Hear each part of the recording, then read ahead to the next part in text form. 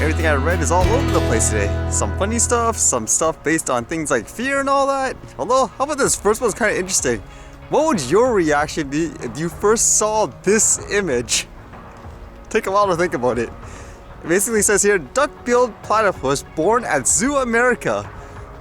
So again, when you look at this, what would you say, your first reaction? It even says from a posted from a pretty big source, it says, our paired platypuses, Dundee and Sue, laid a clutch of 3 eggs on February 2nd and only one hatched. We will be holding a contest to name the platypus once its sex is determined, said Zoo America spokeswoman Elaine Massey. Well, apparently, as it turns out, this thing wasn't real. It was made by like an artist. So basically, I guess everyone was passing along this picture across the internet. It's like, oh, look at this cute little newborn. And it wasn't even real. Just shows you how fast things like this can spread, huh? And with that, people were posting pictures of what a baby platypus actually looks like. Again, it's just kind of interesting how fast this stuff can spread in general. I guess the virus scare is going to hit here in a big way in Vancouver, just in terms of, I guess, people being worried they're going to be next to be infected. There's going to be some kind of pandemic. Well, here it says COVID-19 fears causing panic buying in Vancouver.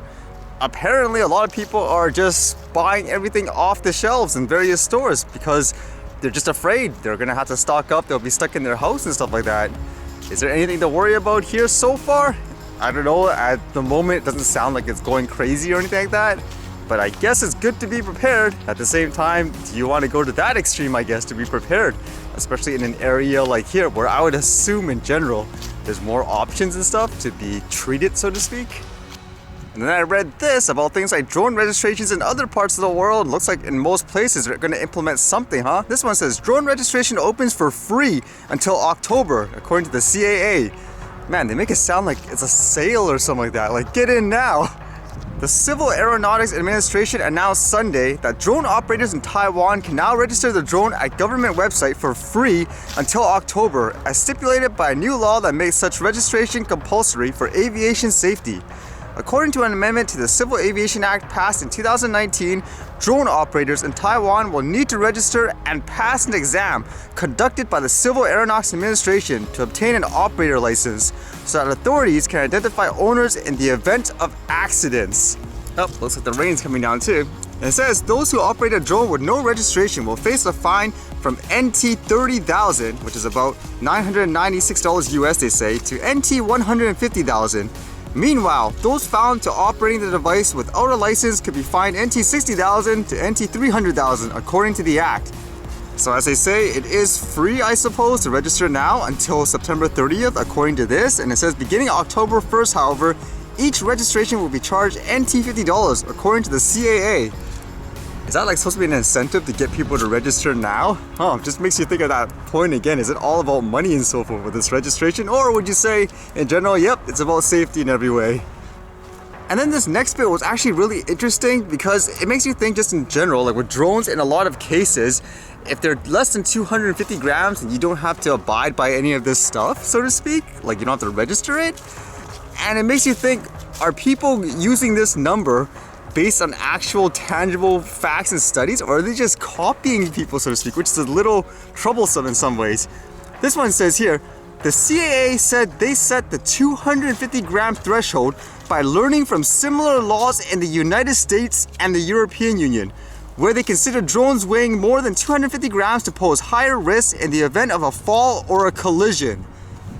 So like there, it sounds like just from their own area, they didn't really actually do much real studies. Like, okay, let's just try to, I don't know, crash this thing, so to speak. Let's see how much damage it will actually be in reality. They just said, oh, they're doing that over there, so let's just do this because I guess that's the standard. Again, that's a little worrisome in some ways. It's obviously not exactly the same, but it's kind of like the story about that animal, for example. It came from pretty big sources. They said like, hey, look at this newborn, but because they're passing around all the news and all that, you could be another big source and say, okay, I guess that's supposed to be true, so I'll basically publish it as is. Whereas I think everyone should be kind of doing their own independent studies and procedures and all that to find out if that is the case, because you never know. People could be wrong, right? Like in those cases. Especially in cases like this, where you're making actual laws that affect so many people. In that case, again, you should kind of come up with your own data and all that, as opposed to just saying, oh, I guess all these people are doing it, so we might as well do it too. Don't we get taught of that in school like early on? Hey, just because a bunch of people are doing this, so to speak, doesn't necessarily mean it's right and all that. Looks like it stopped raining a little bit. I guess with that in mind about drone regulations in other places, and essentially like here, doing a monkey see, monkey do. In the US, as you guys know, that commenting period is running out for the FAA for people in the US to voice their opinions, whether that remote ID makes sense. So it's kind of interesting actually reading how people there were actually holding a protest. So as I say here, it says the FAA has provided a 60-day comment period, ending March 2nd. UFDA crew along with the other community at large has been working hard to spread the word about the new proposal and drive people to comment on the NPRM. But we didn't believe that would be enough. So we decided we cannot wait for the FAA to tell us we're banned from the sky. We need to go to Washington, D.C. and tell the FAA we want reasonable, safe regulations that take into account the large communities of RC hobby flight enthusiasts, along with the industries, businesses, and jobs at risk. This was actually kind of interesting because something like this actually happened here in Canada, or people wanted to actually. I'll talk a bit about it.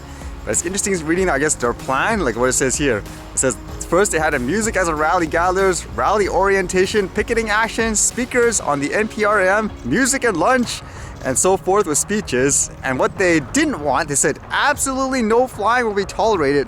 Washington, D.C. is a no-fly zone. As well, no aggravated protests, no littering, alcohol, soliciting, drugs, or pets. So basically a very formal, traditional protest, I guess you could say. Is this actually the first time something like this has happened, where when these regulations were proposed, hobbyists actually went out and actually protest? I don't think I read anything that happened like that anywhere else. Okay, and the rain came down again. But I think that's great, basically, that they were able to organize something like that.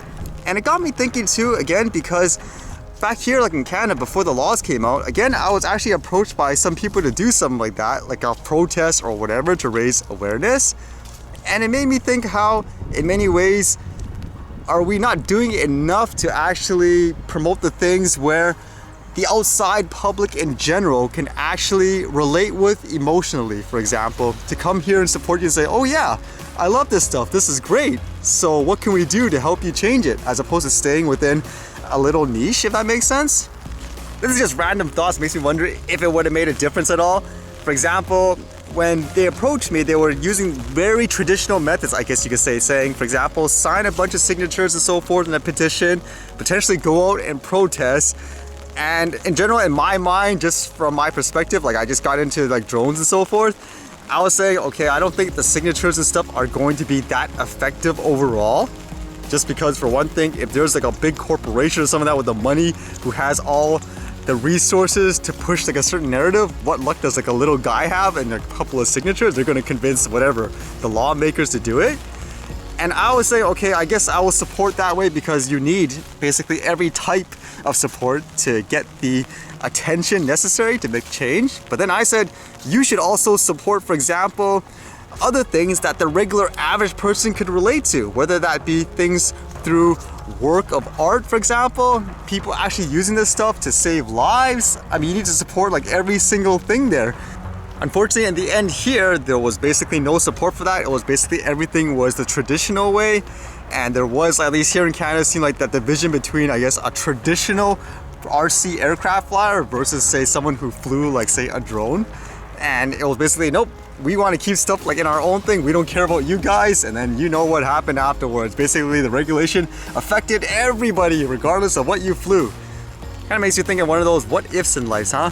Where instead of just focusing on that one avenue, you actually embrace those types of things where the average person can actually relate to as well. Just makes you wonder.